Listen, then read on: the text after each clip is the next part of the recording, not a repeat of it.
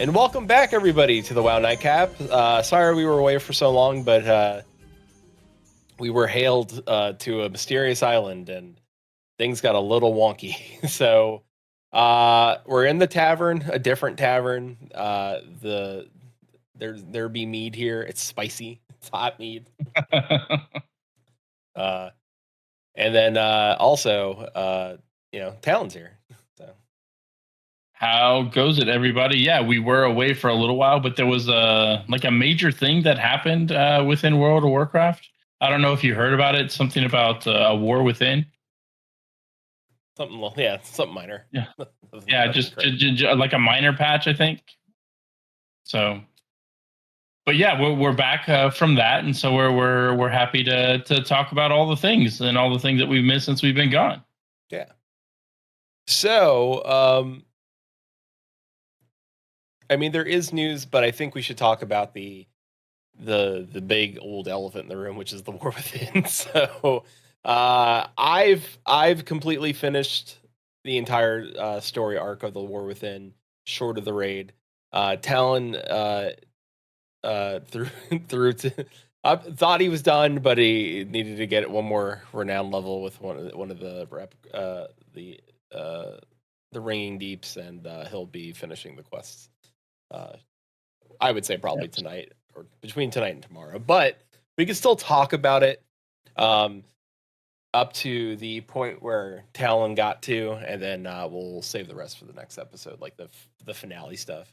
And I think that's a good spot to talk to up to that point. I think enough people have played it up to that point, and we can just talk about it. So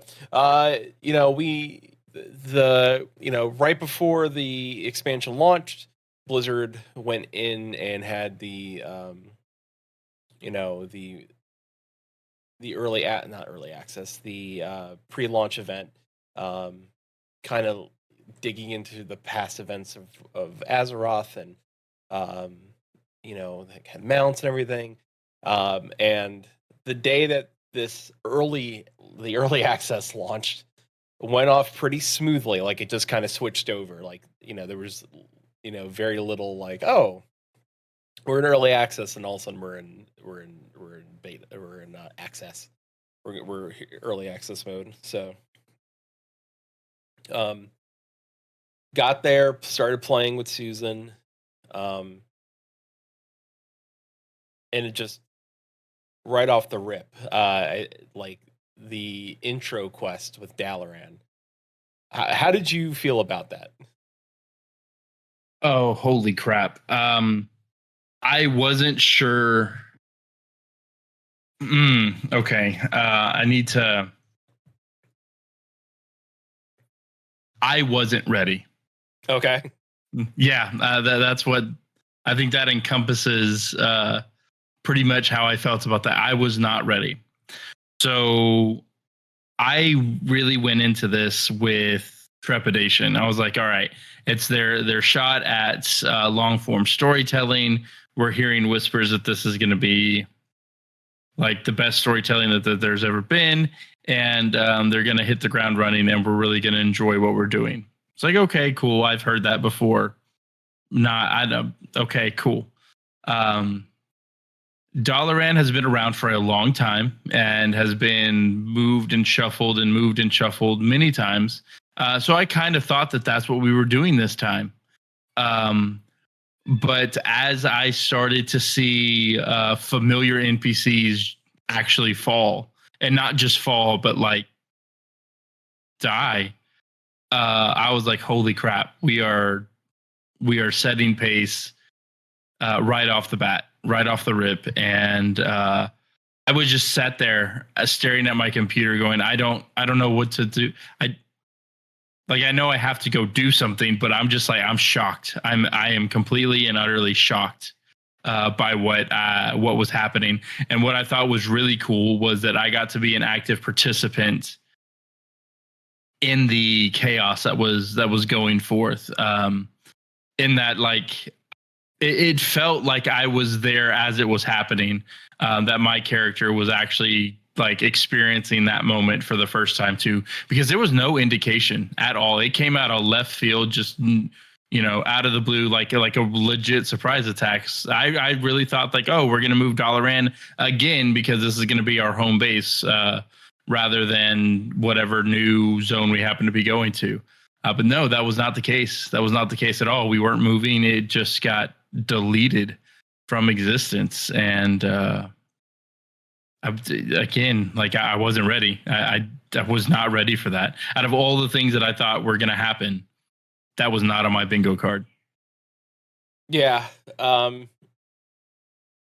Clearly in that opening scene, it was very like action packed and moving. I would dare I say probably one of the best openings they've had since, I would say, Warlords of Draenor, right? Like Warlords, I mean, good or bad, regardless of what you think of the expansion as a whole, the intro quest to Warlords of Draenor is very good. Like, you're running through the dark portal, it's very fast paced. You're going through all the zones, you're kind of like looking at everything, trying to save people. You shut down, like you go and shut down the dark portal so the true horde doesn't run through and try to take over Azeroth, and it's pretty crazy. So with this, it's all these story beats, and like Xal'atath has been pulling strings, for years, like taking over, over somebody, their visage, and just playing the strings here in this magical city. And then at the end, absorbing a lot of energy into the Dark Heart, the little placard thing that Xal'atath carries around, her void iPad, and so like clearly she wants power. Clearly, Khadgar tries to stop her, and in doing so, Xal'atath needs to escape because I truly believe Khadgar probably could have, if he had enough energy to do so. So part of me thinks that part of Dalaran still exists, wherever that Darkheart portal took Khadgar, or should I say, like killed, or the Khadgar's body, because we didn't see the body anywhere. So we're just gonna say Khadgar's body is with it, and maybe to corrupt it, or walk amongst people as a little meat puppet. So we know Xal'atath. I mean Xal'atath has that power clearly. So and what a great villain! Like, just right off the rip, what a great villain! Like, they are so just you love to like dislike them, right? You love to hate them. Like they are truly evil. Like they you're like, oh God, I can't wait. Don't know what's gonna happen, but can't wait for it. Like so far, like I'm hoping Blizzard, continues with Xal'atath, and up to when they need to get rid of, pull that pin on that grenade. But right now, it's great having Xal'atath as a main focal point. I don't feel like, like even like Dragonflight, right? It's like, oh, this is the bad guy, but now this is the bad guy, but now this is the bad. Like, all right, I get it. Like, someone's got to be the bad guy. All right, who's gonna be the like? Oh, like at least Xal'atath is the bad guy. So it really does. Xal'atath fits the idea I think that they're trying to accomplish here, and that long form narrative that they're trying to go for with the 3-part series, with this World Soul Saga, because we get an idea and a glimpse into sort of her motivations. Yeah, but we don't know what all of that means, which is great. Like they show, like, as Xal'atath is holding her cards very close to her, her chest. Mm-hmm. And the ones that she's showing, I think, are purposeful. Yeah, and to manipulate's not the word, because I don't think manipulation is her game. No. It's more control. Like she is moving the chessboard in ways to make us move where she wants us to. So it's not quite manipulation. It's like I know that you're going to do these things because you're not going to have a choice because I'm going to force your hand. But you're going to feel as if it's the best course of action, and that's what I want you to do. 100%. And that feels very apparent. And hopefully I'm not jumping too far ahead, but you see that sort of calm, controlled, calculated idea when Zelatath is confronted, or when Alaria confronts Zelatath in all the moments that she does. It's almost like the look on her face and the smirk that she gives is like, I knew you would be here. I wanted you to be here. And I wanted everyone that's here to see what you were about to do. Yeah. So, the fight for Dalaran does not end well. So, we end up crashing on the outskirts of the Isle of Dorne. And then from there it becomes a help the survivors. Very beginning of Mists of Pandaria. Yeah. Well, Mists of Pandaria, the very beginning of it was like straight to war. This was more of a like we fell in and we're trying to save survivors, and also things are attacking us at the same time, which kind of sucks. So, like it's not great. So we're trying our honestly at the end of it we're trying our best, and lo and behold, storm riders from Dorne show up, and right off the rip they're like, hey, the hell. Like they save us, but also at the same they're like, you gotta go, like you're not supposed to be here, we don't want you here. I'm sorry that happened, but no. Yeah. Like, you know what? This, like, you know how long it's going to take us to clean this up? It's not great. Like, thanks for this, by the way. Like, we were cool. We were peaceful. This is not great. This is terrible. And then, Magni comes up and they're like, oh, wait a minute. Didn't know you had a rock god here with you. Like, just. Yeah. Like, oh, excuse me. You have a celebrity? Let us. Hold on a tick. Let's make some phone calls. You're welcome to. You come to the city now with us. We can't let you just go back home. That's not how this works. Good old Magni. Yeah. Which I wanted to say that not only did they tell a really good story, there was also subplots that actually followed within the main story that fit really well and did not feel shoehorned at all. Yeah. I will say the storytelling across the board was very lean. Like there was extra tidbits if you wanted to participate in those tidbits, like the stay a while and listens. Which I did. Like that system is so great. Like the fact that it's out of a cutscene, it's outside of a quest. It's just like, hey, if you like story and you want a little more lore and a little more oomph to the story, right click this person with a speech bubble and stay a while and listen, and you can listen to more of what they have to say. And I like that. I kind of wish other games took that feature and did more with it. Because I think if they did that, like it would tighten some things up a bit. Some games for some people. Like I'm thinking like Elder Scrolls Online, although their questing and voice acting is pretty solid. Like everything for them is voice acted, so it's not too terrible. But there's some games I'm like, I could honestly tighten that up. They could use some of that. Yeah. So yeah, we get to Dorne. There's a lot of lack of trust with us right now. So we're like, all right, well, let's go around the city and help. We made a mess, so the least we can do is like kind of help them. So we go through, we help, we clear some things out, we get a little tour of the city. Dorne is a tried and true island dwarf rock paradise. So I at first I was like, oh, this kind of seems like just a plain old sort of island.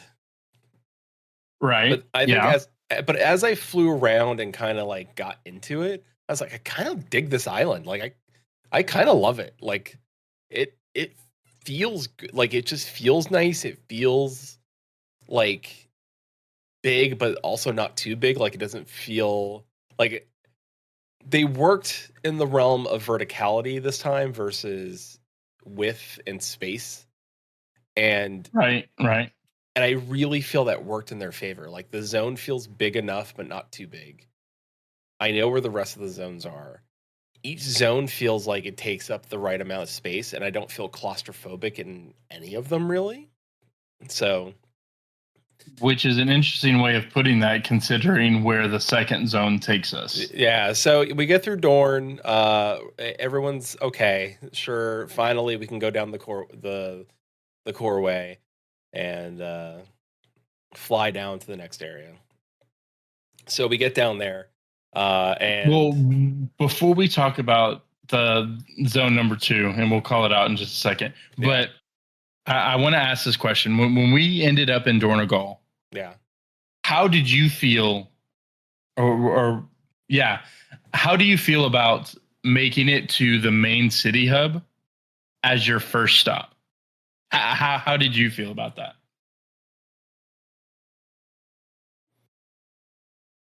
I'm good with it, honestly. Like I think getting us to Dornegal quickly is a good was a good thing. I think like we had the intro quest and then we had the little bit of the after part of it, but getting us to Dornegal quickly and getting us set up there, I think was the right choice.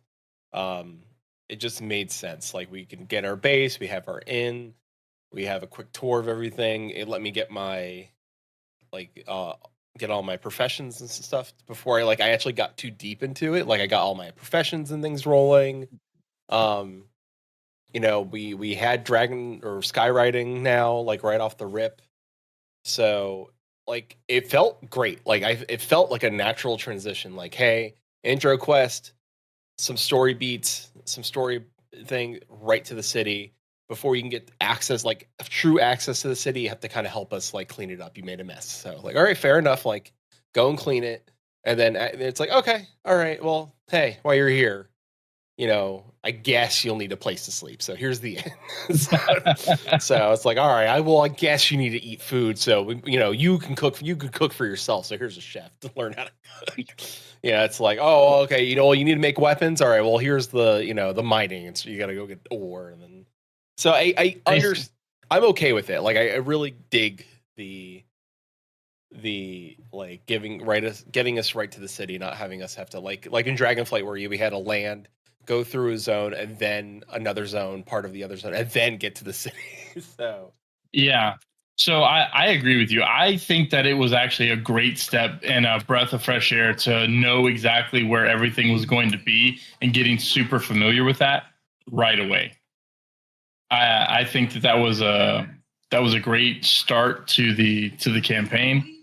Um, the only thing that I wish was a little bit different was getting to know some of the people that you were hanging out with a little bit more, but that ended up coming later. So I guess they did a great job in that they made me want more and gave me a reason to go after it.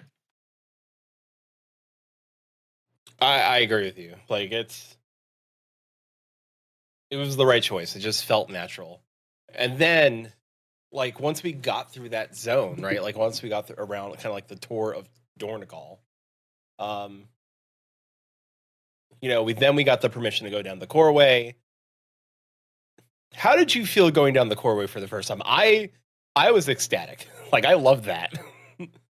So the core way shocked me. It shocked me in a way that I really wasn't expecting because the way that they were describing it and the way that everybody was talking about it in Dornegal, I thought like, oh, this is going to be our end game zone. We're going to hear stories and whispers about the core way and all of these responsibilities and everything that happens. And we're just going to have to wait till the end to be able to go and fix or see any of this, right? And that was really exactly what I expected.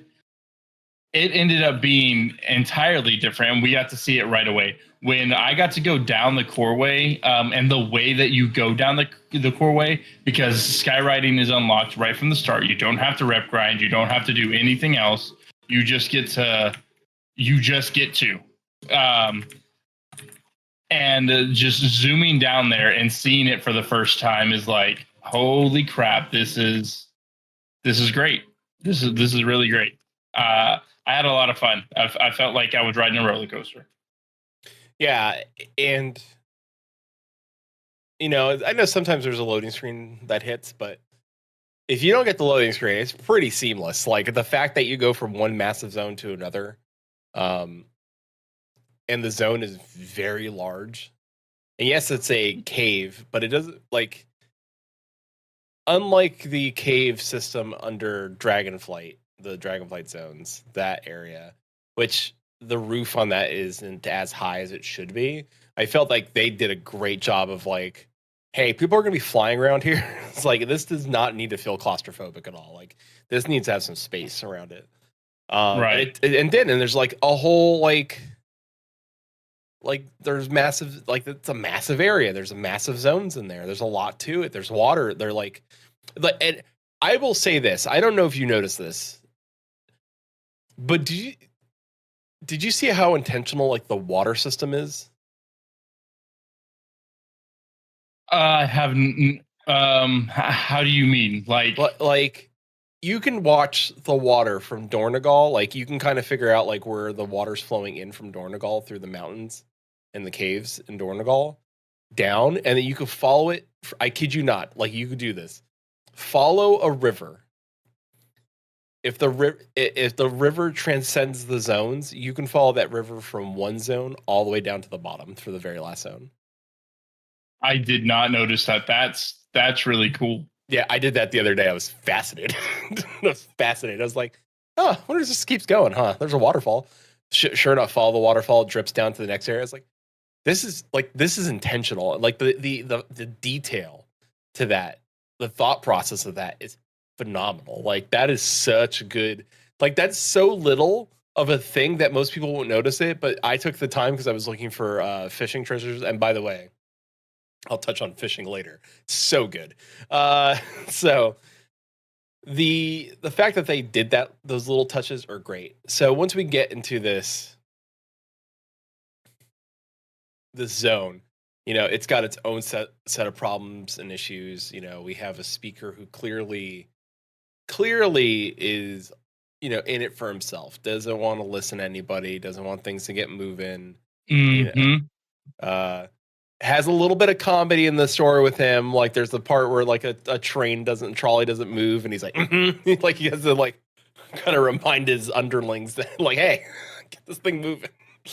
I'm trying to look important here. What are you doing? Yeah. Like, which I was like, I got a little chuckle out of. I was like, oh, that's funny. I like that. Like it added like an air of like, it lightened a mood of an expansion that's been hitting pretty hard on like, hey, this is pretty serious, pretty lean. Like those little moments of like, okay, that was pretty nice. Like I like that. That was pretty like a nice little touch of comedy, but not too out of place either.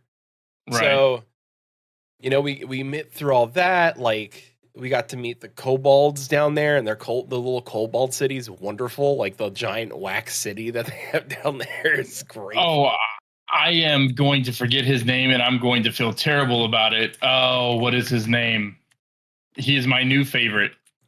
Oh, what is his name? Is it the one kobold? Is it the one that opens up the candle store? That you help open up the candle store? No. Well, it might be. It's the one that we end up helping. Janky? Janky, yeah. He opens up Janky. Yeah. If you follow that quest, oh my gosh, he opens up a little candle store called Janky Candle.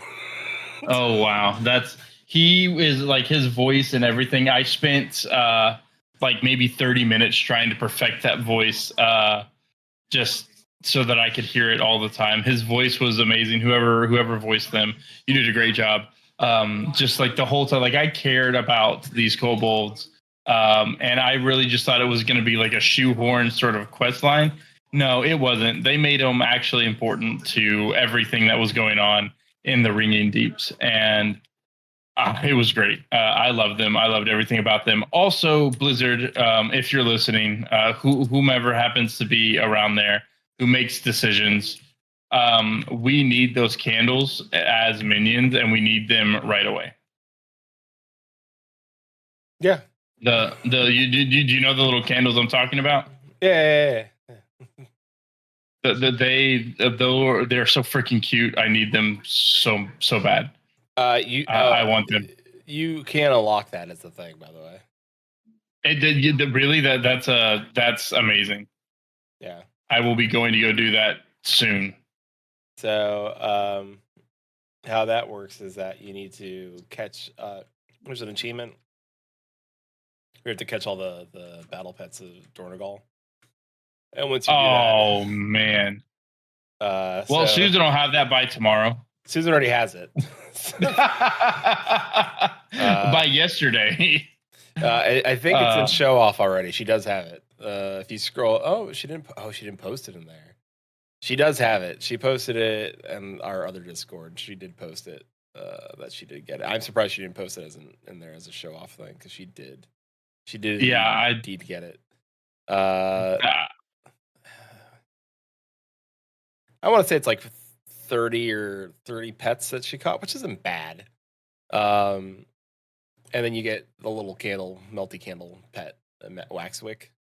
You get that. Yes. Oh my god, it's so freaking cute. And also, can I tell you that on her way to get that, the last one she caught, I'm sorry, the Waxwick ended up clicking her over to 1,400 pets, and that unlocked the secretive frog duck pet on top of it.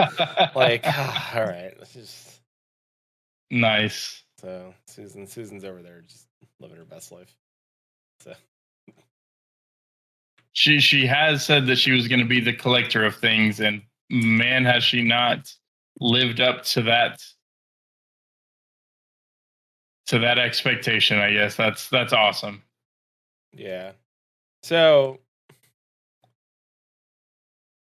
yeah, we got the kobolds. Not all kobolds are bad. Some kobolds, good.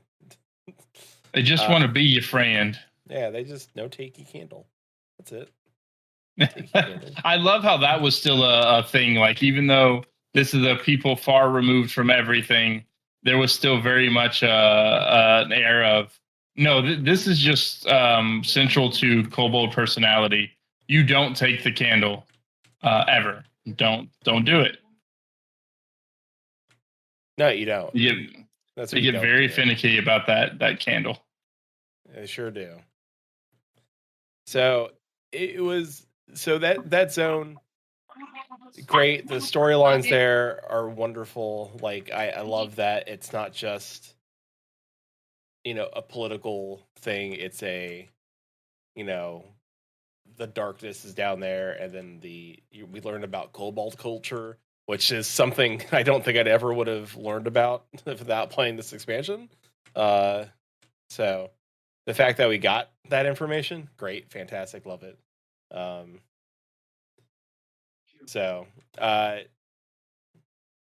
Great zone, great vibes. Dare I say,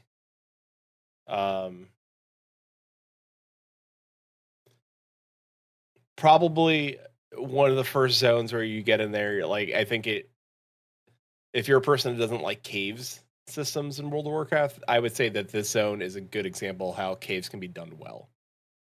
It's very open. It doesn't feel like a cave. Yes, there is a cave elements there. It's a cave, but it doesn't feel like a cave. Like, just sometimes I forget that I'm in a cave, if that makes any sense.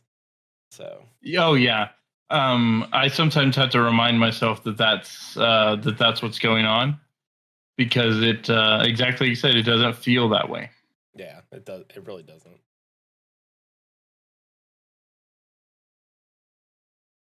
And I'm actually, like, as we're doing the show, this is where I'm hanging out right now. Yeah. The ceiling is really high, and everything is just like, so if you had to picture of like what an underground dwarven society would actually look like, this pretty much hits the nose on the head. Because it's open, it's vast, It's complicated yet simplistic in its layout. There are intricacies about railways, like you'd mentioned, water systems. There's a more than just a dwarven society. There's other people that you can interact with. There's your own going ons and political strifes going which ways and that ways. But it feels alive and it feels open and it feels like it's breathed, which is really really nice. Because sometimes, like in past expansions, you go through a zone, and you're just like, okay, I see that you'll have a local problem. We handled the local problem, and then now local problem's done. And is everybody just going to leave? Like, is the job done? And that doesn't seem to be the case here, which is really nice. Yeah, I agree. It's, it could have just been like, here's this thing, here's this thing, here's this thing, we're done. It ended up being like, hey, there's a lot going on in the zone, and everybody's being affected differently because of the actions happening in the zone. And we need to kind of just like have everybody come together and figure that out, which is great. Once we get to a point in that story, we're asked to go down a little bit deeper. That our good friend Anduin is maybe seeking some things that he heard, like, it's just a rumor. Couldn't be that the Arathi are somehow here. That's crazy talk. That's rambling. They disappeared. They're gone. They don't exist. They don't exist. So, and Illyria's like, don't you go. You stay here. And Anduin's like, no, I'm a grown man. Yeah, well, that's basically what happened. Illyria wags her finger at him and says, "Okay, young man, make sure you stay here with your babysitter." And Anduin's like, "No, but what if I didn't?" Yeah, like what if? Yeah, what if I didn't do that? And he doesn't. So yeah, and he quite literally does not. Yeah. And that takes us into my favorite zone of the entire expansion. Hollowfall. Hollowfall. For longtime listeners of the show, you're not surprised why that's my favorite. But yeah, go ahead. I was just gonna say is probably the most beautiful zone that I want to say this. In any expansion across the entire 20 years of this game, Hollowfall might be the most beautiful zone that they've ever created. And it might be the most beautiful zone I've ever seen in an MMO, period. It's gorgeous. Gorgeous. I completely and totally agree. It is beautiful in ways that I didn't think was technically possible in WoW. I'm just gonna put that out there. Like, yeah, WoW can look good sometimes, but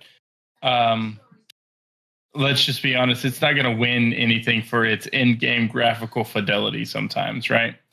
They've updated it a few times, but boy, did they come out swinging with Hollowfall.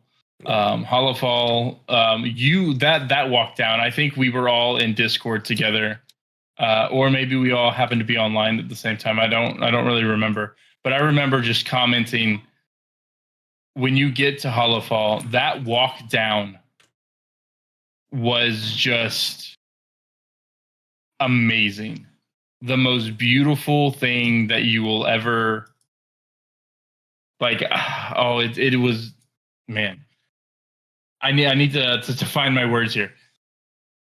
It surprised me. Yes, there you go. It is stunning. It surprised me that you had two options in which to enter Hollowfall, right? You could either walk down or you could glide down or fly down, skywriting. Yeah. No matter which way you took, it took a beat, right? It took a strategic beat in the story and in the game to make you appreciate the angle of which you were entering Hollowfall for the first time. Yeah. Seeing the light in the sky and then seeing it actually bathe the land underneath you, and the shadows change with it. And everything kind of took on the hint and the hue of the certain stages of the zone, which was just chef's kiss. It was so awesome. And I honestly, I think that there was a lot of callbacks, purposeful callbacks to Diablo in this particular zone. I could see that. Now that could just be, happy coinkydinks, but it would be very hard to be convinced that it's just a coincidence. I mean, there is a lot of like towns and like I would say probably some of the best towns they've ever designed are in this one zone, or like some of the best towns are just designed well in this zone. It just flows nicely. It seems like it's been lived in for years, forever, however many years the Arathi have been there. It feels, hey, they lived here. They set up towns here. They took their old airships and made living arrangements for themselves. So, did you ever think that they were going to bring the Arathi to the forefront? That's a great question. Like, it's something I wanted to bring up later, but we could bring it up now. Like, I watched the interview with Chris Metzen, right, where he was talking about like him coming back and kind of him sitting down and saying like, all right, what do we got? So what's because they were already working on the war within. What was going to be the war within? And he's like, what do we got? Pitch it to me. And there were some things he said during that interview that made me think like whatever they were working on, I don't think he was like thrilled with in a way that was like, hey, like this is going to be 20 years of World of Warcraft. And he was probably already thinking like, if I'm coming back, I kind of want to.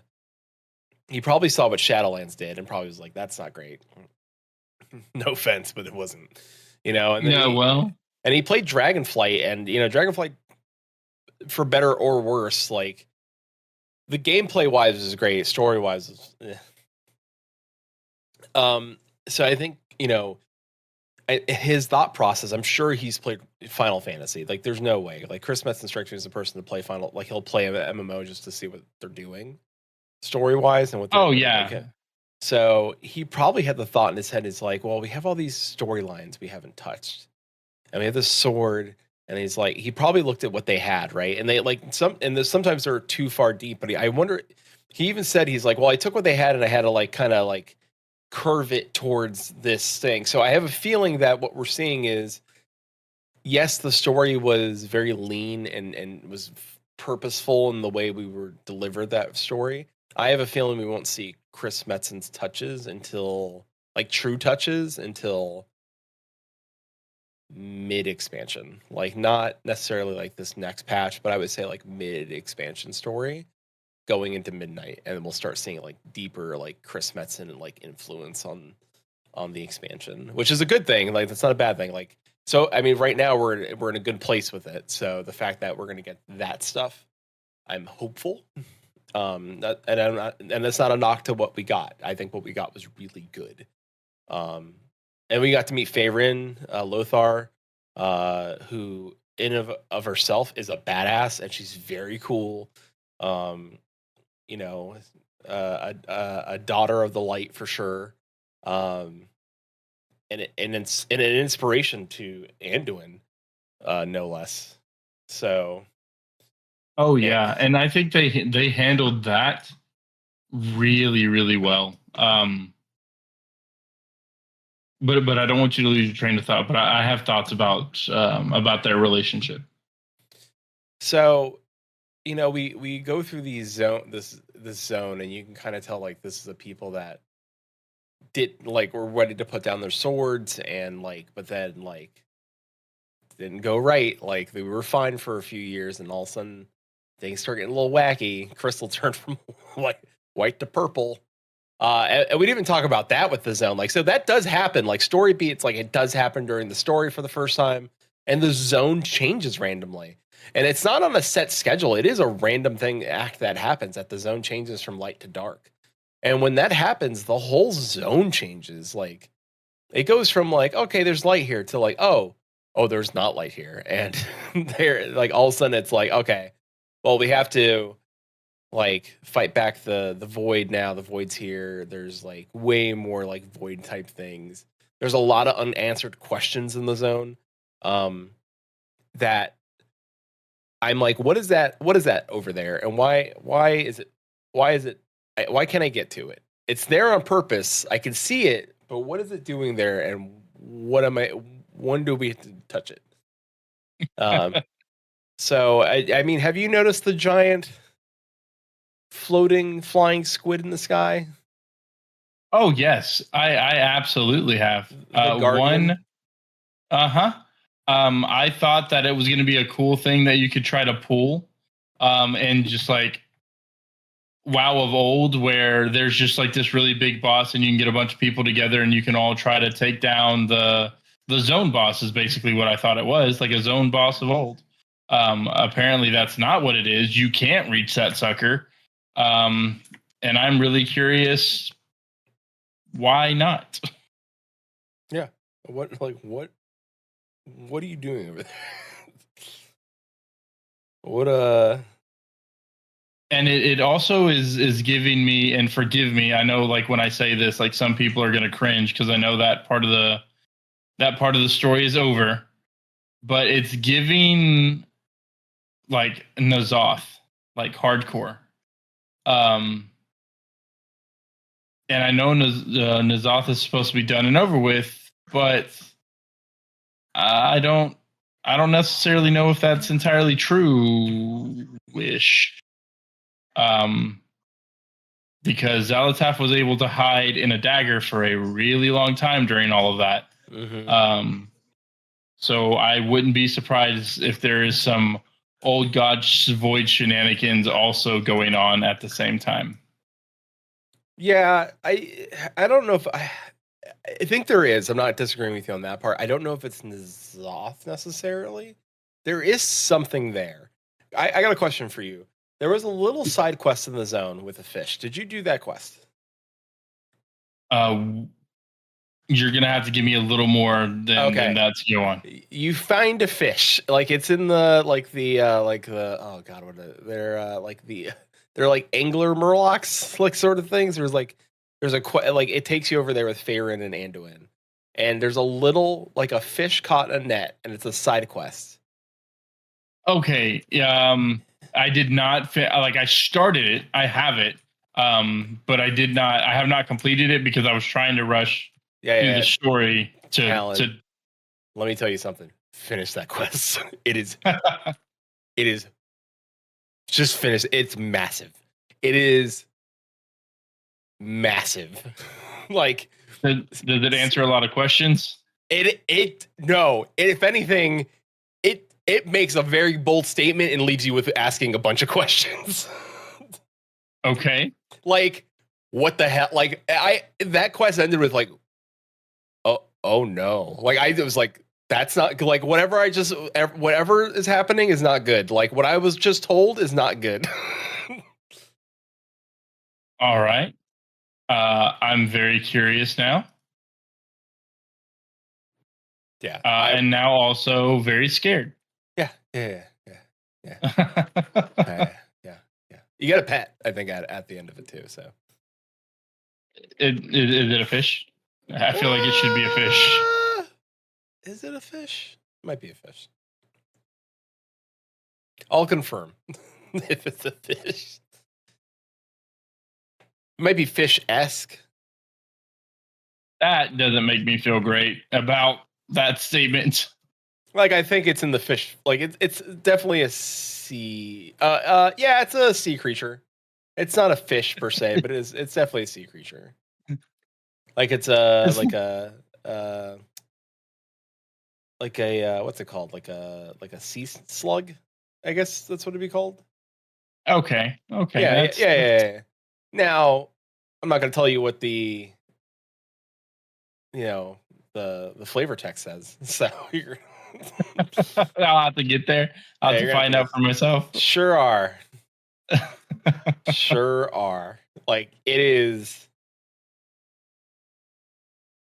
a wild little quest chain. It is probably one of my favorite quest chains. So yeah, if you have not done the Peculiar Fish quest line, please do so. And if you're out there and you're like, what is he talking about? And you have not done the Peculiar Fish quest line, I implore you to go do the Peculiar Fish quest line. Like, it's not that long. It'll probably take you 5, maybe 10 minutes to finish it. And it's The fish in it. really good. Really good world building. Real like, oh, it's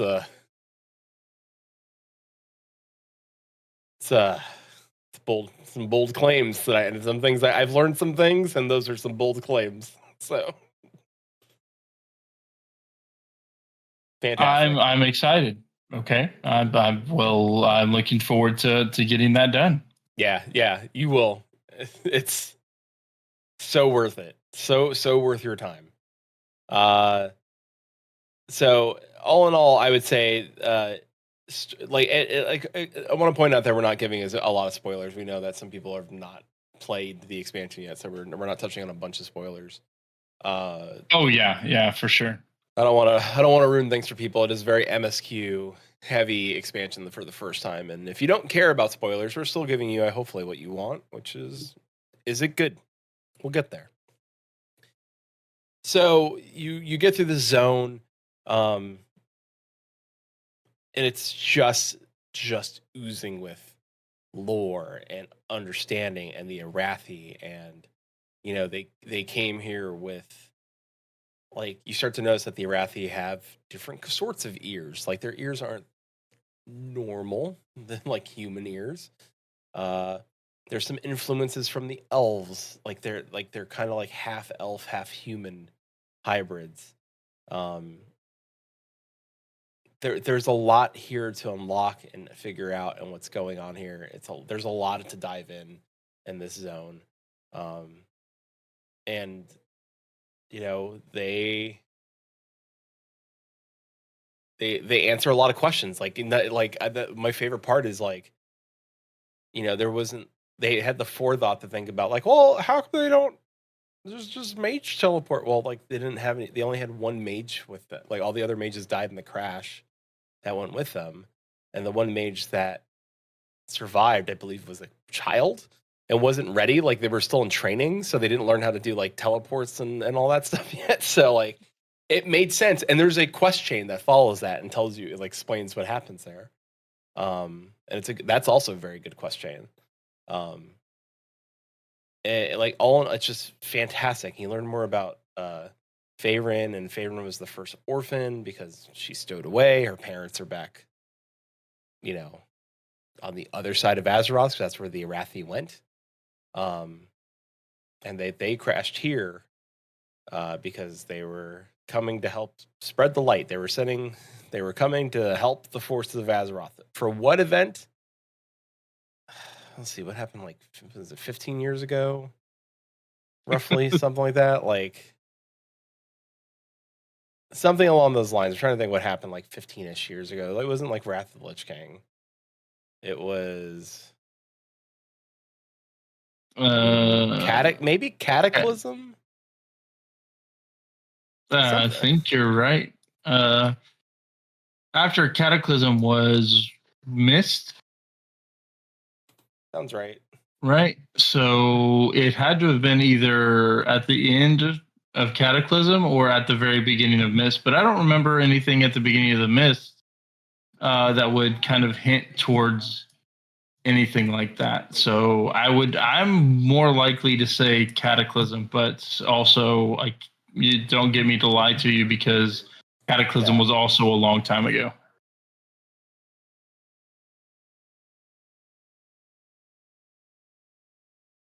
Yeah, so they did crash around 15 years ago.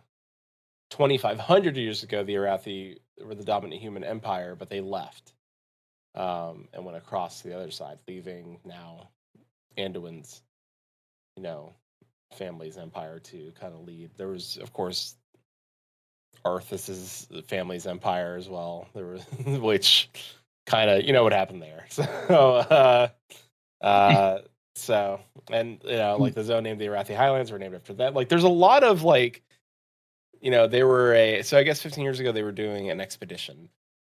I guess they were going back across. So it's so strange, right? So I guess they there it is. They teleported. They were teleported to Hollowfell amid a storm by a shining light. Um, so the light saved them. That's right, because they were saying like, "Hey, the light saved us," and you know,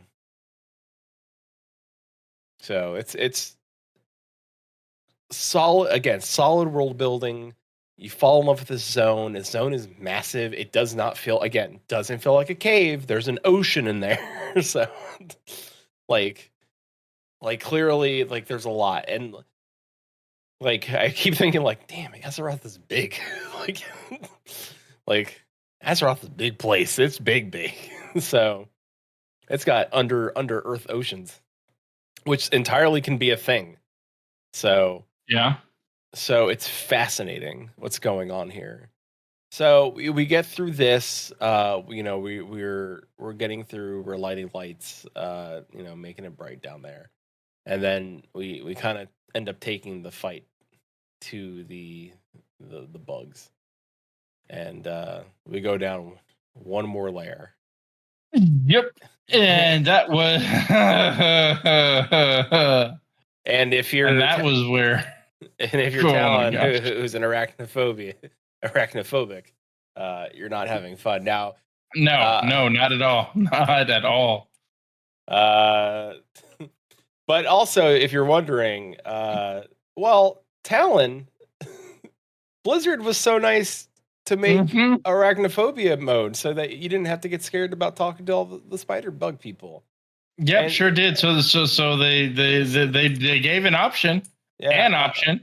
Yeah, but who suffers from Cherubophobia as well? That would be Talan, a fear of crabs. Yeah. Crabs do the same thing that spiders do, but in the fucking ocean. Pardon my French. So it just like... damn you sea spiders. That's exactly, yes. They're just harder to squish. And hide in the sand, and will eat you from the sand while you're just trying to sit on the beach and enjoy the sun. So it was much worse. No matter which way I spent that, I was just not having a great time. And wouldn't you know it, I had to have one put their pheromones all over me, and that just did not make me feel great about anything that was happening for the rest of that zone at all. Nope. I would say accurate. Like there's a lot of there's a lot of crop dusting you're getting happening. So, but then we got to meet a few. We got to find out that like a happy Pixar movie, that A Bug's Life. Now, not all bugs are bad.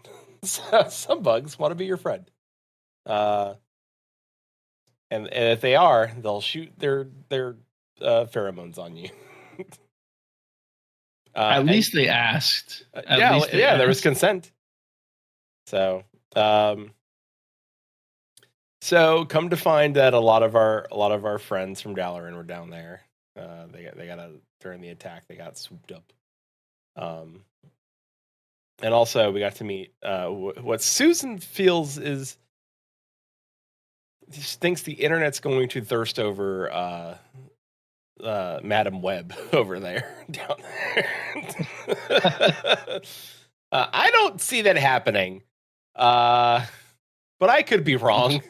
Sir, you underestimate the internet. I know. Like I did not see Bakul Jaja becoming a sexual icon this year. Well, so that was not on my bingo card. Neither did any of the developers. So who knows if and Susan said it's solely on the voice, which I get. Like the voice actress is very good. Let's see. But as an introduction to that zone, the way that we get there was really, really cool, and how we're introduced to that character who's going to be like a central part of the story moving forward. It feels like was really well done, because even though like I'm kind of shoehorning a bit, or not shoehorning, kind of like over exaggerating just a bit on the spider thing. Like it does make me feel icky, but it's not like I can't engage with a video game. Real life spiders, no. My voice is going up 6 octaves. I'm standing on the chair. My wife's gonna go get it for me, and that's just how that goes. But the way that they handled this was really really cool, and I felt genuinely terrified by the information that this character just has sitting in their pocket. The way that they spoke to you made it seem like she was watching every little movement that you made, every eye twitch, every step, if you leaned on one leg versus the other. I was just very aware of how observant they were. Yeah. There, that area in and of itself is very good. But also we find some other things going on down there. We also find Niffin, but like they're called something else down there. Like, but they found like the gopher people or whatever, the mole people. So we find them down there too. And then we also find the I'm gonna forget their name. Is it the Arakai? Nope. Oh man, I know what you're talking about, but I cannot Yeah. remember the name either.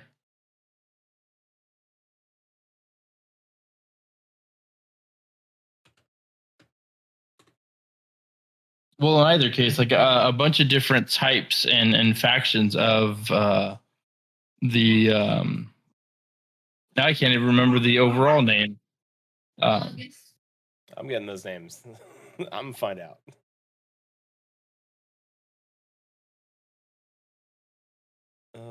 Oh, what are you called? You know what? I'm doing this wrong. More than.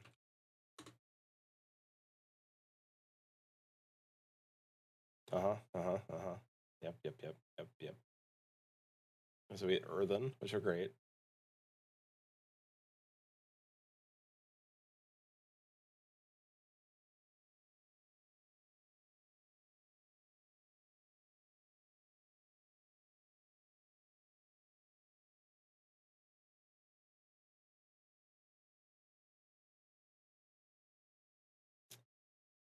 I'll get that name. I'll do some searching. I'm just drawing a blank on them right now. But their area is fantastic. So if you know your lore, there's some roots down there that might have belonged to a world tree. So I think that evolved some troll like half elf, kind of like the missing link down there. Nerubians is what I was trying to remember. The Nerubians are the spider people, the bug people. The Harnir. There we go. I believe that's their names. Yep, Harnir. Who are these, half elf, half troll people who clearly have something in line with the roots that are that kept growing from the world tree, that just kept digging down deep into Azeroth. Which I'm really excited about that. Mm-hmm. It kind of very sets excited up. about that. It's definitely starting to set up like what could potentially be the next zone or two for the expansion, right? Like the next, not the 0.5, but the next point, like the 0.1 patch, like what that zone could be. And I'm excited because if it is a like, a lost world, like the center of the, or the middle, like the center of the journey to the center of the earth, like world, like, or journey to the center of the planet sort of situation where it's like there's dinosaurs and stuff like down there, like trapped and stuff like that. I want that so bad. Like that's what I want, is like this crazy, like untapped paradise down there. That would be very nice. It would be. I'm hoping I'm hoping for something else, and you probably already know where I'm going with this. Because a certain someone burnt down a certain something, right? Yeah. So we thought. Yeah. But now we're seeing the roots, and I'm really hoping that the Banshee Queen can make a comeback from this. I don't know how. I don't like. There is a lot of Sylvanas stuff being dropped and talked about here recently, so I'm just really hoping that they bring that character back and do her justice. Because I still think it's complete and total bullcrap that the jailer was able to like. I still hold that, so I'm hoping that like some void shenanigans happened, or Illyria pulled some shenanigans while she was there, or saw something. Like I don't know. I'm hoping that look, it wasn't completely destroyed. See, so Sylvanas doesn't need to be punished for nigh on eternity. Um, I don't know. That's just kind of what I'm hoping. It's not going to happen, but I'm hoping. So I hate to be the bearer of bad news. So, so the world tree that that was lit on fire, unfortunately, is not the world tree that roots kept growing. So, I was hoping. I know. So, Alun had, so ANR had gifted, so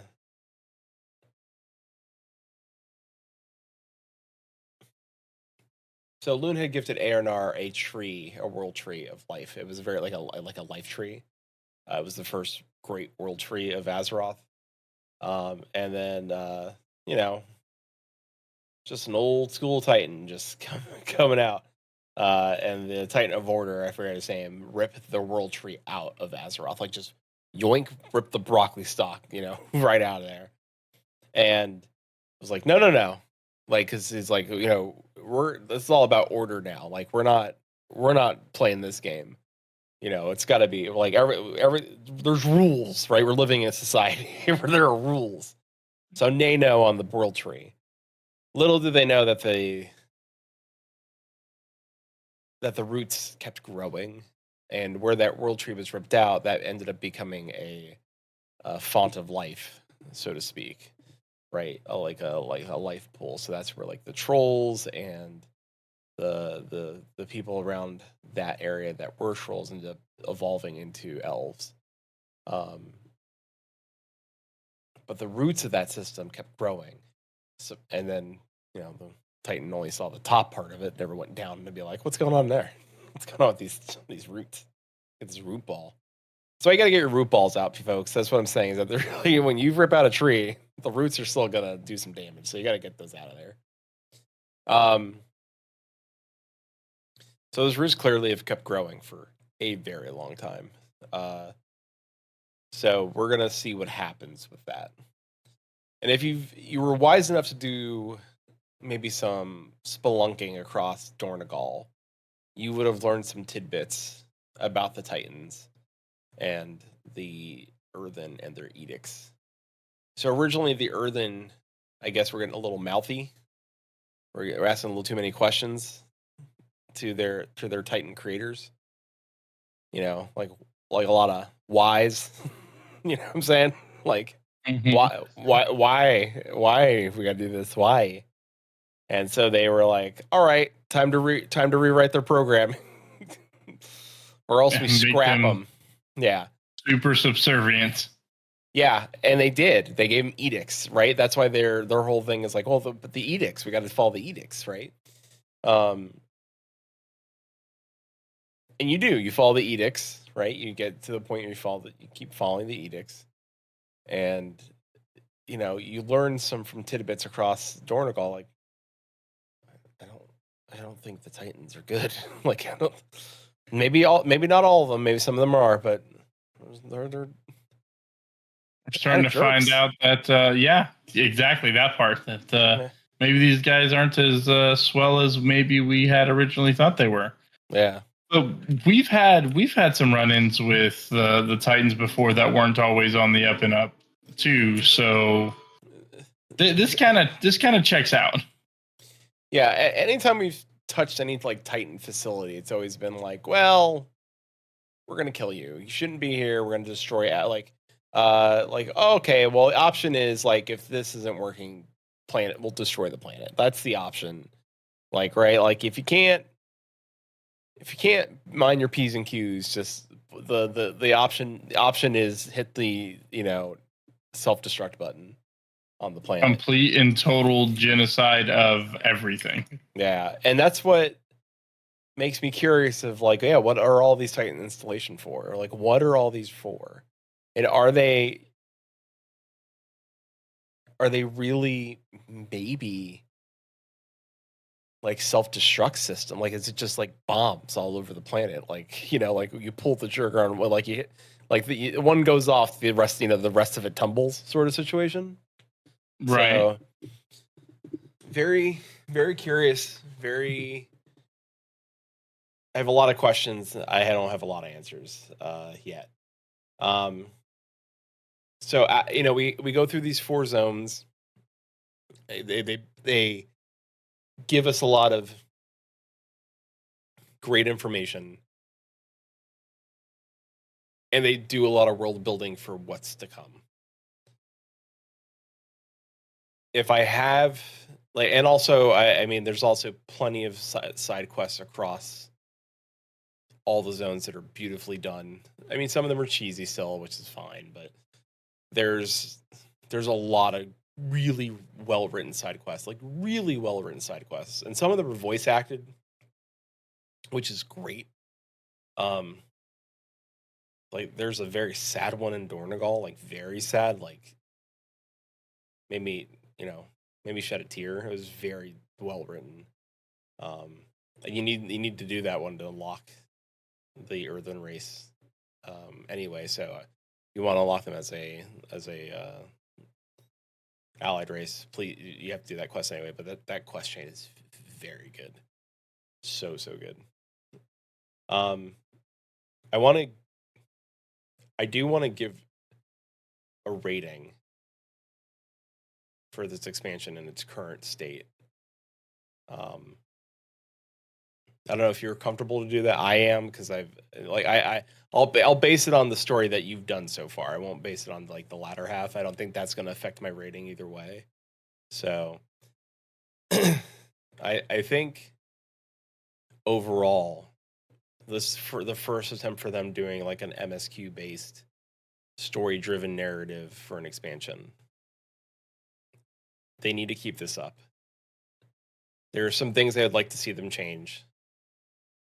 They still need to work on the cows chewing cud situation. That like it is. I know they fixed most of it, and I'm going to give them the benefit of the doubt that with Chris Metzen coming in and changing some things, when they were already halfway done with the expansion, I'm sure that was a lot of like, we really got to make sure that we're fixing these mouths. That was a big complaint. Like we can't have cows chewing cud. So you can tell like they put a lot of effort into that with a lot of like the main characters, but there's still some like side characters and some side quests, and even some of the main storyline quests that like probably were done later or fixed up later, that it was like, there's a little yappy mouth going on there. But I'm willing to look past that because the story was so well done. And it was super lean too. Like you could get through the story and maybe end up being like level 80, 74, 75. And then it just unlocks all the world quest stuff, which I know Talon and I almost, I think, a little bit have the same complaint. Mine, I think for me, it was minor. For him, it was a little more major. But for me, I was like, okay, that's a lot to get hit. And I missed some things. But I caught it early enough where Talon did not. So he was not aware. That I think in the pop-up, to continue the storyline quest, you have to hit Renown 4 with the 4 races, not the word, the 4 the 4 factions. Factions, yeah, thank you. And Talan wasn't aware of that until today. So Yeah, that's a little frustrating. So yeah, I'm perfectly okay with giving a ranking up even up until this point because I only have a few more story beats to finish it, and I don't think that those story beats are going to be so egregious that it's going to heavily sway one way or the other because I'm pretty convinced already. That's not to say that there's not going to be maybe some change in rating that's possible, but I think I'm pretty solid in. So, what did you give it? So for me, well, I guess I'll do the letter ranking system. Like, I think Are we is SS a possibility? Or are we just going through S to F? I guess S to F. Okay. So I think for me, this is a solid.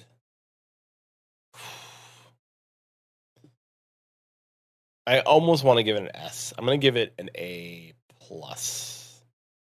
I think. Okay. I think it's a very strong start. And I know that the 0.5 patch is also coming, and it's looking very, very strong too. We'll talk about that and some new stuff after. We wanted to talk about the expansion first, and then drop a little new stuff because it is coming. So, okay, it does. Well, I was gonna say it does. Like for me personally, it does a lot of things really, really well. You can tell that the Blizzard team is very passionate about this expansion. Like they want it to be good. They are listening to the community. They are making consistent hot fixes, Talon, like consistent daily hot fixes. There's hot fixes that went in today for Delves, and it's Sunday. So like you can tell that they're just like we want it to be right. We want people to have fun. I don't feel like I'm grinding this expansion. Like I don't like I'm just doing what I want to do, and I'm earning things, and I'm okay with that. And they gave me a great MSQ. And I feel like it's only going to get better. And their expansion is now just me having fun playing an MMO, which I should be doing. And I felt like I was having fun playing an MMO the entire time. I was getting great story. And having played a different MMO that is story first, where I felt like I was just watching a cutscene after cutscene, not really playing the game. I think both can learn something from each other. I wish the other one would have learned. If this was supposed to be their rehash of Realm Reborn, I wish they would have learned that. But for this game, they did it right. I want them to continue doing it right. There's some things that, of course, are some nitpicky things, and like some things that I wish would change, but they have time to fix those things. I think what they've delivered is great. I think as long as we're here to tell them, like, hey, when things aren't right and they're still listening, that's fantastic. So great job, Blizzard. Please continue. I would like to see more of this. And I'm gonna echo some of that, but I'm not going to be as gracious about it.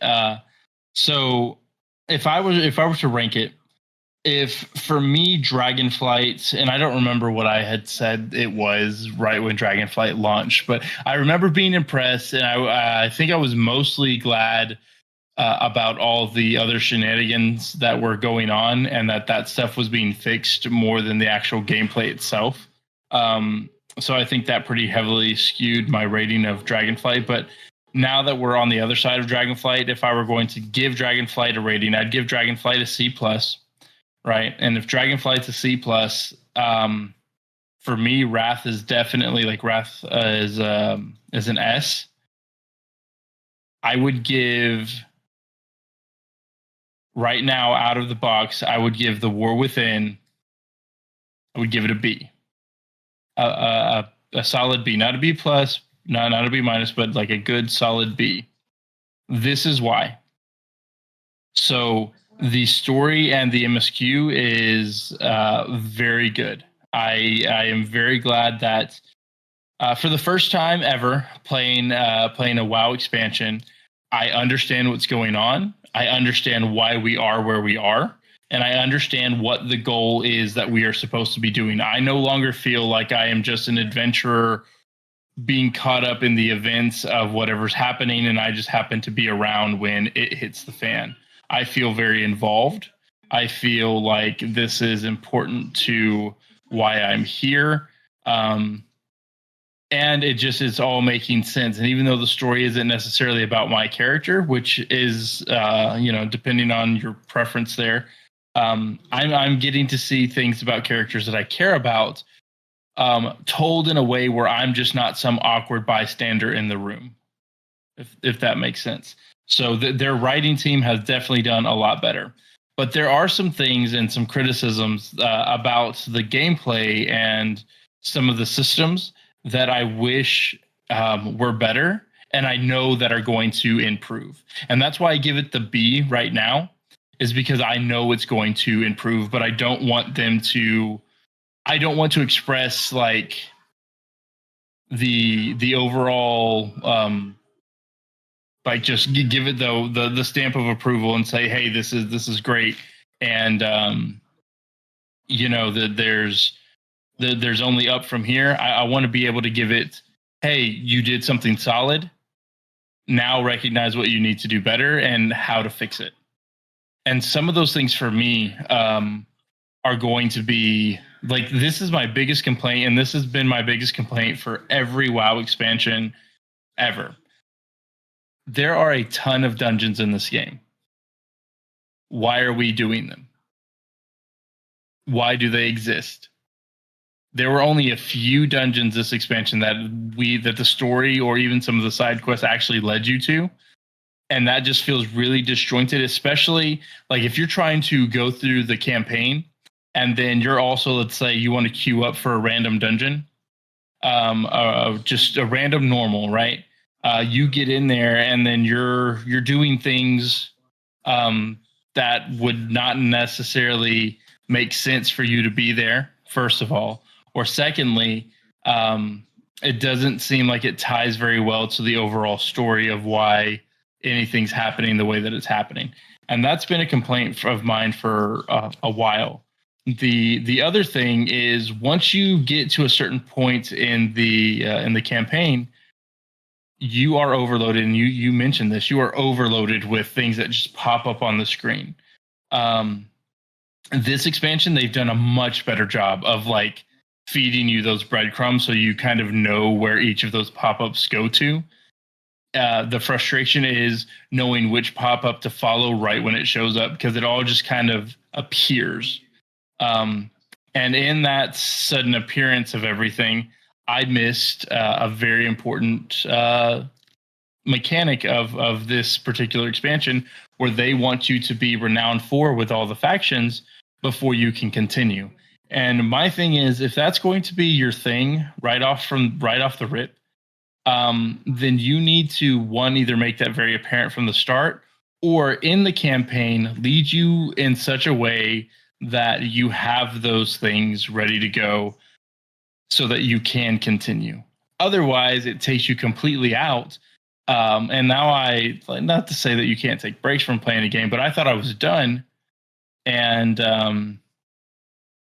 I started playing other games. I was like off WoW for like 3 days, just kind of doing my own thing, taking a little break because I kind of charged ahead pretty quickly. So those are some minor criticism, and I say minor on purpose because I know that there are things that they can improve on, that I know that they're going to improve on. And the last thing that has kind of been a bother, but just like you said, they're doing hot fixes every day. Like you just said it, like Sunday, they just did another hot fix, which is phenomenal. But for whatever reason, we're still having UI issues, and we've been having UI issues since pre-patch, where people will log in and their UI or their default screen system are still like very skewed or very messed up. Some people are missing things completely from their hotbars. And while that's frustrating, the fact that they are listening and actively trying to fix it as we're going is great, rather than just waiting for a weekly maintenance. So this is for all those reasons and more. And I don't want to like be super Debbie Downer by any means. These are why I'm giving it a B. knowing that by the end of this expansion, or even in the next patch or two, that's going to move up to that solid A plus, and I'll be right there with you.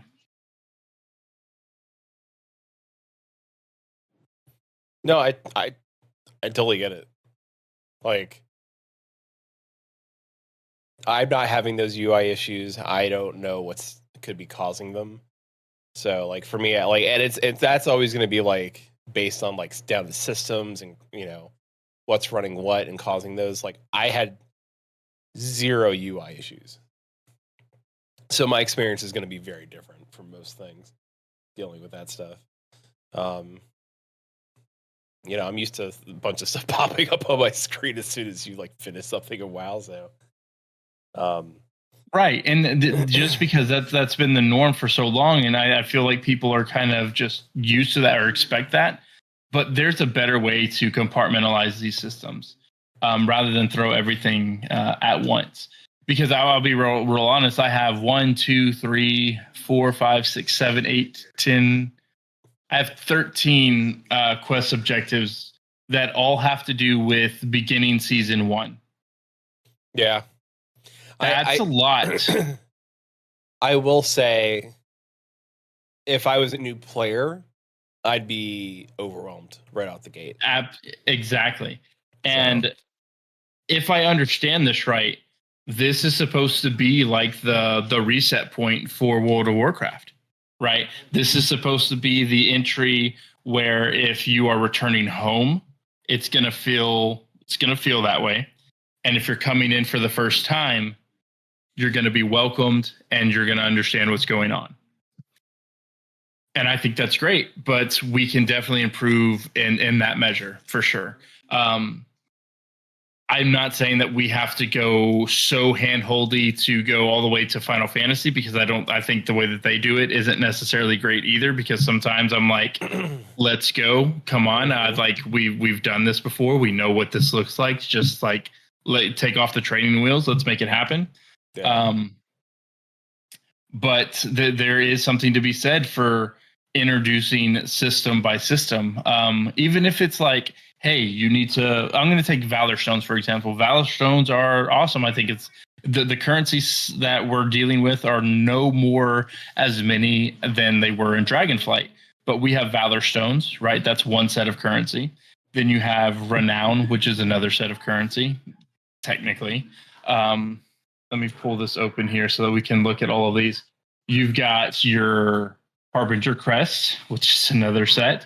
Your residual or your resonance crystals, your restored coffer keys, which are different from your mythic keys, your weathered Harbinger Crest, your carved Harbinger Crest, which I mentioned earlier, and then your Kej.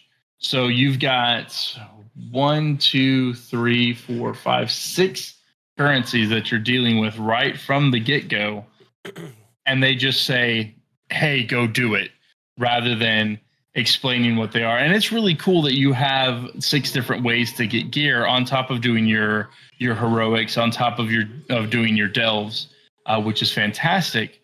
But so I think, again, my experience is different from yours, because I think you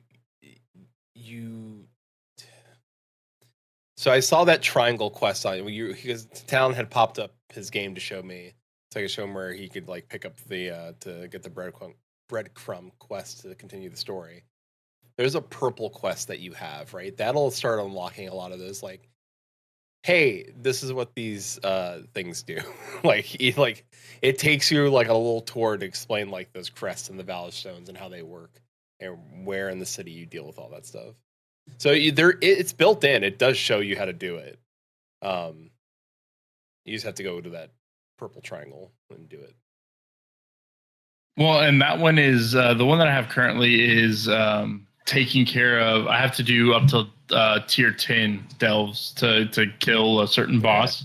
So you might have done the quest but not realize you did it. Yeah, no, well, I mean, I did it, and like it explains some of the things to me, and that was awesome.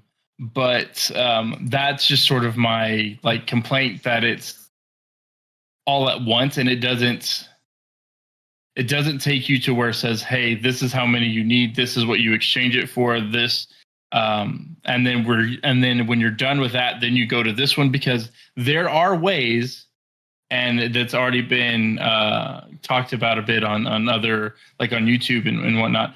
If you don't do this right, you mess up the gear that you can get or the number of pieces that you can get. And that's, I guess I should have been a lot more specific.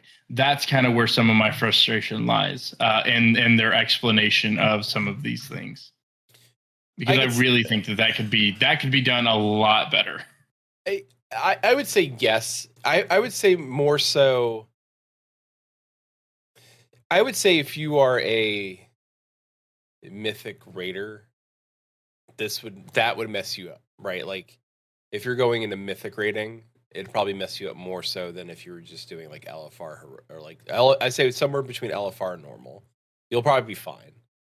If you're like heroic and mythic, that'll mess you up for sure. If you're newer and you're like, I'm gonna start doing mythic raiding, maybe start LFR first.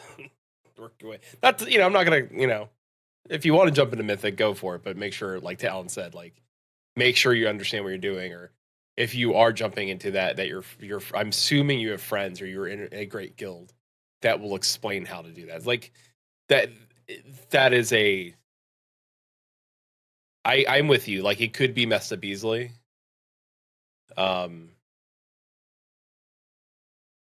But I think it depends. I get it. I think it's going to depend on the situation that you're in. That right. Can be messed up. And and so don't misunderstand those of you who are listening. Like, oh, Talan's just an idiot. He doesn't know what he's talking about, and he just needs to pull up his boots and just do the things. I mean, in some regards, you might be right, but to be fair, it is a little bit more convoluted than it needs to be. Like, just call a spade there. That doesn't necessarily that means that it's wrong or right. It takes a bit more brain power to kind of parse out some of those things. And when you're jumping in, especially if you're new, and I'm trying to look at this from the reset perspective that the War Within or the World Soul Saga is supposed to be, right? I'm not putting on my however many years I've been playing this game hat and like understanding that, oh, I just need to grind out these currencies and I need to watch what I do.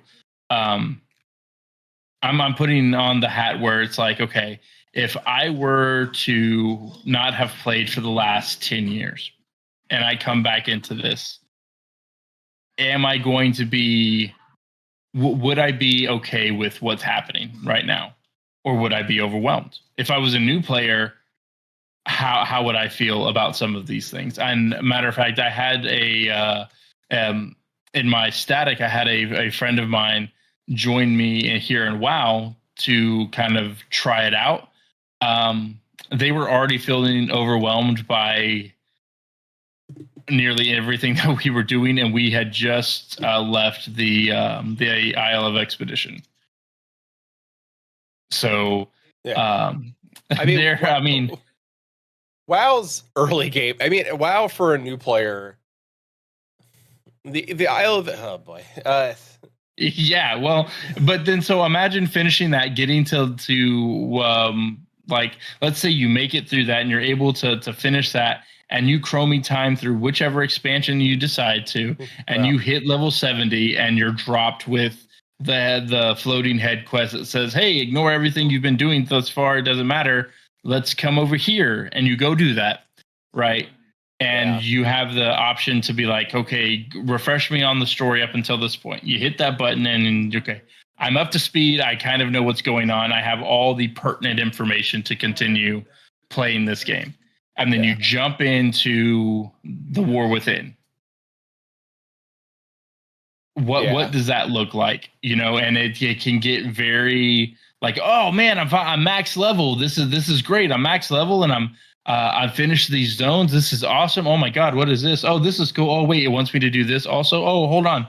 I need keys. What are these keys for? But wait, I thought we were doing mythic keys. These don't work on mythic keys. These are for a chest. Where do I get this chest? Should I use it on this chest? No, I should use it at the end of the week. Who told me I shouldn't use it at the end of the week? What about these little crystals? These crystals, wait, I should have used these on my tier things that are only champion level, not veteran. Hold on, what? You get what I'm saying? Like for a new person, that's it's a lot. overwhelming. No, don't get me wrong. It's a lot. But almost every single MMO has that problem. Even Final Fantasy 14's got that problem. You are not wrong. So that's just a problem with MMOs. Period. That's why like games like ESO and older MMOs like 11, Elder Scrolls Online, ESO, EverQuest 2, Final Fantasy 11. RuneScape, like those games, like the older MMOs that, and like some newer MMOs that, or even Guild Wars 2, that give you like, hey, your gear is a-okay, chief. Like it's gonna last you a while. Don't have to worry about farming it. Like that's all gear treadmill BS, and it sucks. It's learnable, and that's the thing. It's learnable, but it does suck. Like for a new person, like if someone had an easy time of explaining it, like I would love. Like I'm sure there's websites that are like someone that'd be like, hey, you just got to do this, and that's easy for somebody to like kind of comprehend. It makes it easier. For sure. And again, this is why I'm giving it that B plus, because I know that these are things that are being talked about at Blizzard. I understand that, especially with the story focus that is going on right now, that some of these things are not being ignored, and it may not be at the super forefront, but I'm almost 100% and willing to bet that as this current expansion continues, it's going to be easier. It's going to be more streamlined, and it's going to be a better fit for everyone, not just veterans, which I'm really looking forward to. I know that there's room for improvement, and I'm excited to see where that improvement goes with the feedback that the community has continued to give. So I will probably change this rating, or like come back to it at the 7, or not 7. What are we? Is this 11 now? No. What patch is this? What? What 11? What patch are we? Oh yeah, we are 11, right? At 11.1, I think that I want to try to do another ranking of the War Within to see how it's all come out at the end. Because at that point, like, you know, if you're doing rating, we will have had rating sort of. Well, would it have dropped by then? So Or is that when it will drop? So new was it a new? Oh, hold on, because the raid is already out. So Right. So the next raid would be out in 1.0. So we'd be getting ready for the next one. Yeah. Okay. But in 0.5, we are getting a smaller raid. They're doing Black Rock Depths as a raid instead of the dungeon. Like they're redoing the dungeon as a big raid. So we're getting a smaller raid, which I'm sure will only have like specific gear sets and stuff in it. So right. Which I'm okay with. Like but that's part of the news that I want to get into, but I'm just touching base on that right now. But yeah, 1.1 will have the next zone and should have the next raid as well. So 11.0. Hold on. I don't think they have the roadmap yet for the rest of the year, or what the 2025 or the rest of the expansion will look like just yet. No, at least not one that I've seen, and they're pretty good about sharing it. I know 0.5 is coming out in October, so like we're not that far away from the 0.5 patch. So I was assuming December-ish. Like it's roughly every 40 days. We're pretty much staying on cadence, and that's what Blizzard has said, that they want to have a release cadence of. Actually, I take it back. Hold on. let's see. Like they're wanting to be more consistent with that. Oh, and I think that they are. There's no ifs, ands, or Oh buts yeah, about it. absolutely. Yeah. So it's definitely they're always moving now, which is scary to see how hard they're working. Because Narubar Palace is out right now, and LFR, like the last wing of LFR released on September 24th. So there's some time there. Mythic difficulty comes out on the 17th. Story mode also releases on the 17th, so the people that just want the end piece can go in at that point.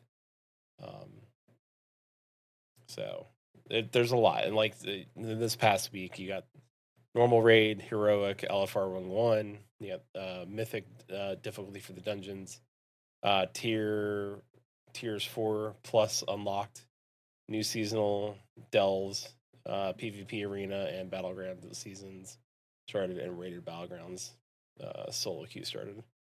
So there's a lot that started just this past week. So there is a lot, and we haven't even touched on any of the other mechanics for the rest of the game. Like delves, great freaking system. Oh my god, I'm having so much fun with those.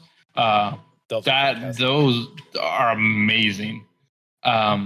I wasn't entirely sure how a single player dungeon was going to work, or if that would even work well. I was a little trepidatious about it, but I was excited. Yeah, it's really awesome.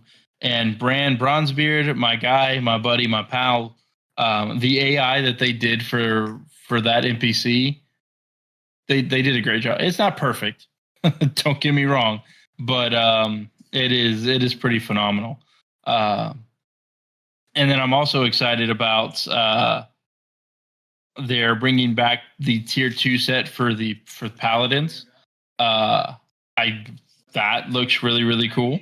I'm excited that that's coming back with updated models. And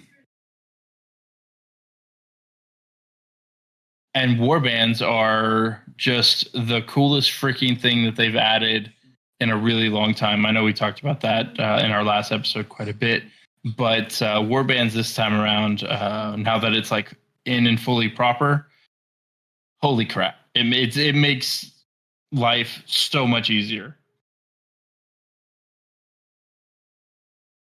I agree. Delves are just a great piece of content, and the fact that I can do them and get raid gear is great. Mm-hmm. Like the fact that I can just do anything and get raid gear is great. Like that's how it should be. Like I know that they're like, well, you should do the raid to get the raid gear. Like, yes, I will do the raid to get raid gear, but I should be able to gear up to do that raid any way I want up to that point. Yes, right. And the fact that I can do delves is one of those options, or world quest is one of those options, is fantastic. And you're not punished for not wanting to play with a group of people, and yet you can still engage with the gear treadmill like everyone else. Yeah, and it's like all this, like the entire systems that they like. There's some systems that we worked on, but these systems are getting better overall. So I gotta give credit where credit's due. Like the absolutely system, like the learning how to like what piece to upgrade and when and all that. Like I know that the gear treadmill sucks, but Blizzard is really figuring out how to like extend the treadmill so it doesn't feel like a run. It's more of a leisurely walk. It's just learning how to walk, right? Like that's I think that's the part that they need to like kind of do like a little like how this works, like, you know, and maybe there's somewhere. Like I know they did it in game, but I wonder, like it'd be nice if there was something that Blizzard put out there. It's like, oh, here's a little handy guide, right? Like that'd be nice. Yeah. And it might exist. We just haven't come across it. I don't put it by them for that to be the thing. But I hope that my rating isn't viewed in a negative light. I don't want to shy away from some things that I think could still be improved upon.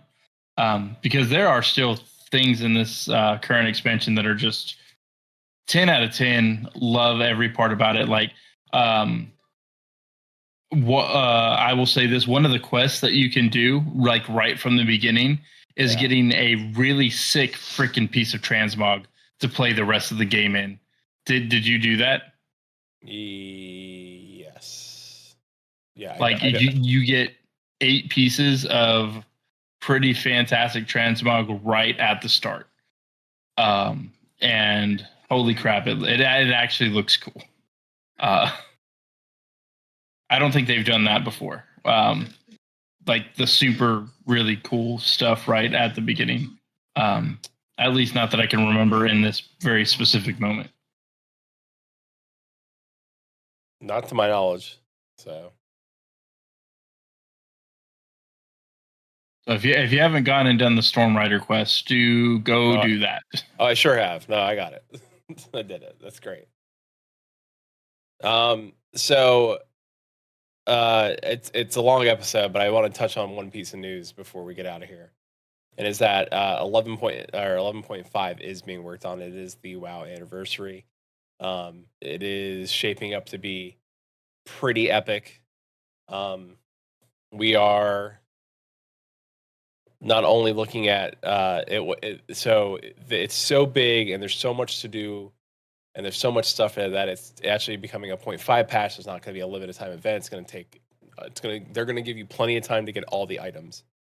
To my understanding, the people that are PTR testing it right now, they said that everything's nothing's overpriced or like grindy. Like they want you to get everything that you want to get. You're able to get all the tier 2 raid gear pieces that you want. They're also making some adjustments to some of them. Like you're able to get not only like if you don't like wearing a dress, so like if you're a priest or a mage, they're also giving you pantsuit versions of them, which is Thank great. God. So, and they're turning Black Rock Dust into a raid, which I'm excited about. That's going to have some gear in it as well, and some updated gear sets and some updated boss models in there. The new mount for this go around looks great. They're going to have the time worn badges. There's just a lot of stuff that they're doing, and they're just really passionate about it. So we'll have more for you as we get more information. But it is on the PTR, and people are testing it right now. So if you are interested, you can go to the PTR and test it yourself. So we're going to throw it out to you. What did you think of the War Within? Talan pretty much lines up with Metacritic. That was on accident, but okay, right on. No, yeah, you do. You're like you rode right into like I think it got an average of 80, which is good. I mean, that considering, like, let me just double check. I think like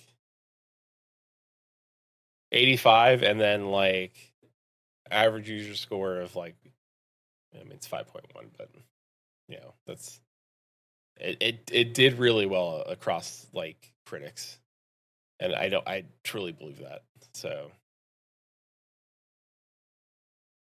and there's just people who are review bombing just to lower the rating on it on the user side of things. Yeah, that's always unfortunate. That's the only downside. That's why I'm thankful that you could tell that like critics gave it really high, and then like everybody else is just like 0. Right. Huge joke. So those who actually like did it with integrity, or gave it a fair rating, and those who are making memes out of it are trashing it. Out of it, yeah. There's some people that gave low ratings but gave legitimate ratings, so like there is that. So I would say if you're going to be a player of this expansion and you have not picked it up yet, I would say leave all preconceived notions at the door with this. Go in playing this as if you're a fairly new player to World of Warcraft, and give the story a chance. Like don't just skip it. Give it a chance. It's done really well. It's not it's not like Final Fantasy where like you're sitting in 45-minute cutscenes or anything like that. It I would say it respects your gaming time a lot. Like if you have like an hour to do so, you'll make some headway. Like you'll finish the story, like I said, but you find by the time you hit level 74, 75, which is pretty quick. Hmm. And you can start doing end game stuff and to finish your leveling. So I would say definitely give it a shot, give the story a chance. You're gonna have a good time. There's a lot of cool mounts you can get. Um, there's a lot of cool pets you can get. There's just it's dripping with charisma and good times. The side quests are really good. Um, so there's a lot that this expansion has to offer people. So of course, well, that these ratings could be adjusted. I gave mine a little bit higher, but I've been swooned a little, so um, but we will. We got to leave the tavern. We've been here for a long time. The bartender's Yeah, staring at us awkwardly. yeah. It's like, hey, So yeah, you ain't got to go home, but you can't stay here. yeah, we got to kick you guys out. So thank you for listening thank you for listening to this episode of the WoW Nightcap. It's good to be back in the tavern. Thank you for being patient while we went through and played the More Within, giving us the time to really dig into it, really, uh, you know, figure things out. I would love to do a deep dive of the story. Maybe we can get a guest on for that. Like, I wonder if we can get a guest on to really like dig into the story with us and talk about it, and like maybe we missed something in the story beats, and we can talk through it. So, Yeah, I'll um, put my feelers out and see what we nice. can do there. Yeah. If you need to find all of our stuff, it's at linktree/WoW Nightcap.